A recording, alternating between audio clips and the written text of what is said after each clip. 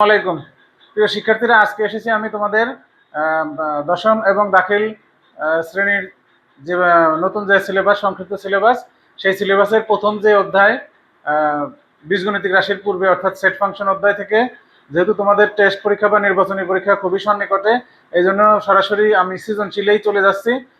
অনুশীলনীর অঙ্ক এর ইতিমধ্যে তোমরা করে ফেলেছো, এই কারণে আমি শুধু সৃজনশীলই করাবো। এবং তোমরা যারা ভিডিওগুলো দেখছো তারা নিশ্চয়ই কমেন্টে জানাবা যে এর পরবর্তীতে তোমাদের কোন চ্যাপ্টার বা কোন অধ্যায়টা বেশি প্রয়োজনীয়, তাহলে আমি তোমাদেরকে এর পরবর্তীতে সেই অধ্যায়টি করানোর চেষ্টা করব।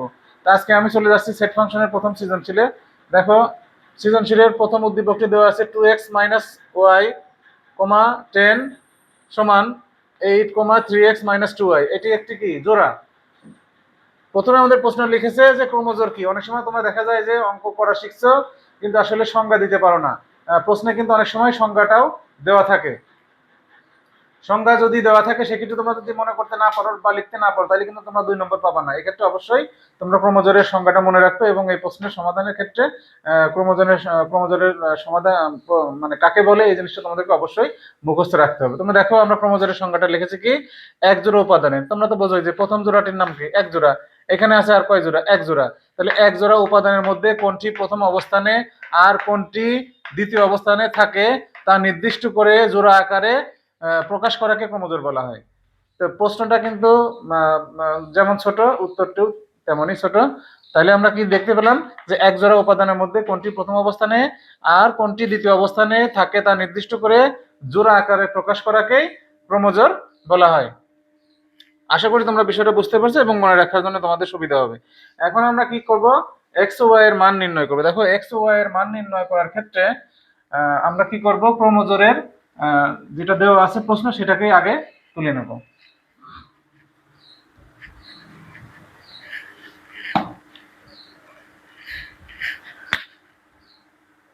আমরা লিখব কি, দেয়া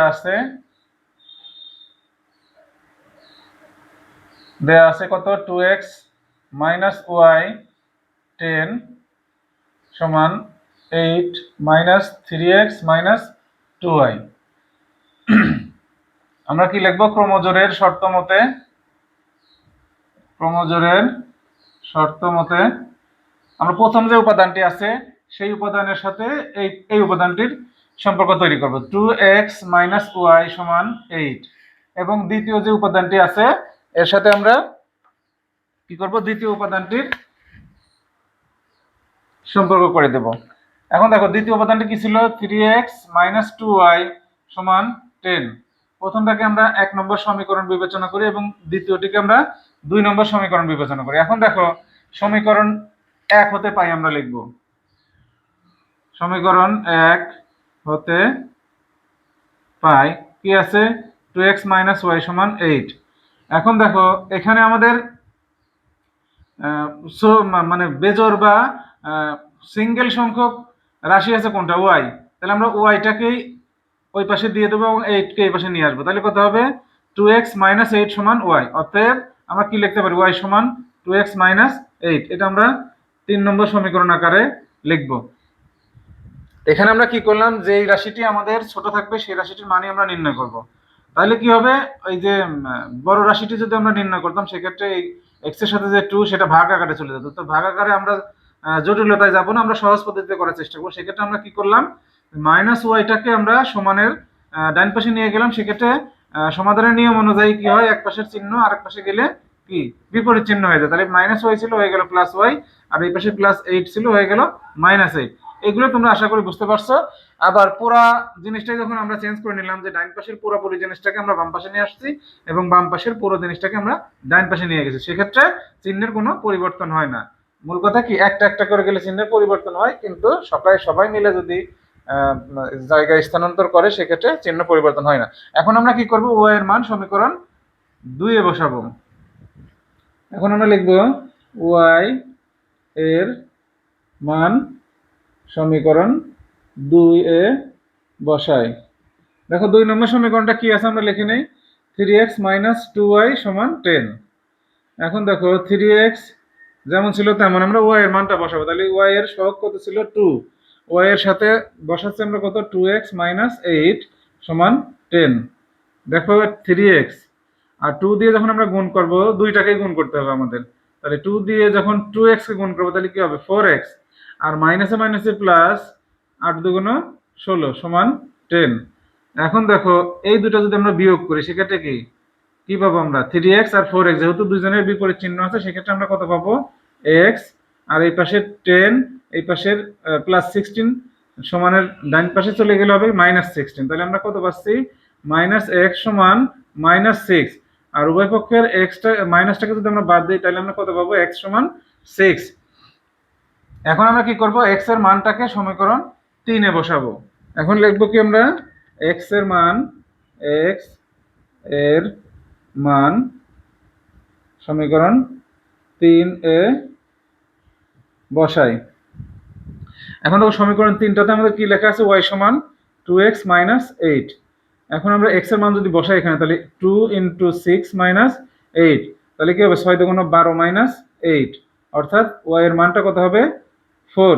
তাহলে আমাদের কি বলা হয়েছে যে x ও y এর মান নির্ণয় করো। তাহলে আমরা কি নির্ণয় করলাম যে x সমান 6 এবং y সমান 4। এটা হলো কি আমাদের অ্যান্সার খ নম্বরের। এখন ওরা কি বলেছে গ নম্বরে, দেখো বলা আছে যে x ও y এর মানকে এ সেটের সদস্য বিবেচনা করে পাওয়ার অফ a নির্ণয় করে দেখাও যে যা 2n সূত্রকে সমর্থন করে, 2n সূত্রকে সমর্থন করে। এখন দেখো তোমরা এই খ নম্বর প্রশ্নের সমাধানটা কি, আমরা যারা সমাধানের যে বিভিন্ন পদ্ধতিগুলো করেছো তার মধ্যে একটা পদ্ধতি হলো প্রতিস্থাপন পদ্ধতি। আমরা কিন্তু এই সমাধানটিকে, এটা যেহেতু সমাধানের আকার হয়ে গেছে সমাধানের রাশির মতো, আমরা পুরো সমস্যাটাই সমাধান করছি কিভাবে, প্রতিস্থাপন পদ্ধতিতে সমাধান করছি। প্রতিস্থাপন পদ্ধতিটা কি, প্রতিস্থাপন পদ্ধতিটা হলো সেই পদ্ধতি যে পদ্ধতিতে একটি সমীকরণের মান থেকে একটি রাশির মান অন্য সমীকরণে বসিয়ে যেভাবে মান নির্ণয় করার যে পদ্ধতি সেটা হলো প্রতিস্থাপন পদ্ধতি। অর্থাৎ এক সমীকরণ থেকে মান অন্য সমীকরণকে স্থাপন করার যে পদ্ধতি সেইটাই প্রতিস্থাপন পদ্ধতি। এখন দেখো গ নম্বরের ক্ষেত্রে আমরা কি লিখব, যে খ হতে পাই কি x সমান 6, y সমান 4। অতএব প্রশ্ন মতে আমাদের কি দেওয়া আছে, a সমান কি হবে, তাহলে আমাদের দুটো সেট 6 আর 4। এখন পাওয়ার অফ a, দেখো পাওয়ার অফ a সমান আমরা জানি যেটা, যে 6, 4, 6,4 এবং একটা ফাঁকা সেট। এখন দেখো এখানে উপাদান সংখ্যা কয়টা হয়েছে, পাওয়ার অফ এর উপাদান সংখ্যা 1, 2, 3 এবং 4, এবং এই সেটের উপাদান সংখ্যা কত, একটা, দুইটা। তাহলে আমরা কি পাচ্ছি এখানে, পি এর উপাদান সংখ্যা কত, পি এর উপাদান সংখ্যা হলো 4। এখন দেখো এ এর উপাদান সংখ্যা, এর উপাদান সংখ্যা কত, এর উপাদান সংখ্যা n সমান 2। এখন দেখো কি আছে, যে পি এর উপাদান সংখ্যা লিখছি আমরা কত 4, এর উপাদান সংখ্যা লিখছি n সমান 2।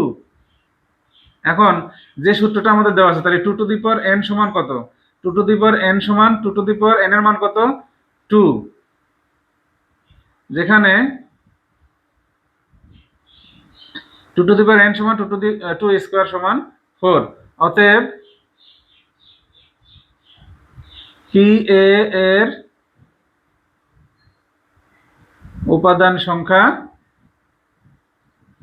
4, যা 2n সূত্রকে সমর্থন করে। দেখানো হলো, এই দেখানো হলো আর প্রমাণিত, এই জিনিসটা তোমরা ভালোভাবে খেয়াল রাখবে। যদি দেখাও যে বলে তাহলে দেখানো হলে লিখবা, আর যদি প্রমাণ করো যে তাহলে প্রমাণিত লিখবা। তাহলে আশা করি তোমরা এই সৃজনশীলটি বুঝতে পারছো। তোমরা এই ধরনের সৃজনশীল যদি প্রশ্নে আসে তাহলে তোমরা অবশ্যই সঠিকভাবে করার চেষ্টা করবে। আর যারা এই ক্লাসগুলো ফলো করছো, এখনো পেজটিতে ফলো দাও নাই, তাহলে তারা অবশ্যই পেজটিকে ফলো দিবে, এবং যারা চ্যানেল থেকে দেখছো তারা অবশ্যই চ্যানেলটিকে সাবস্ক্রাইব করবে এবং বেশি বেশি শেয়ার করে দিবে বন্ধুদের মাঝে। ধন্যবাদ।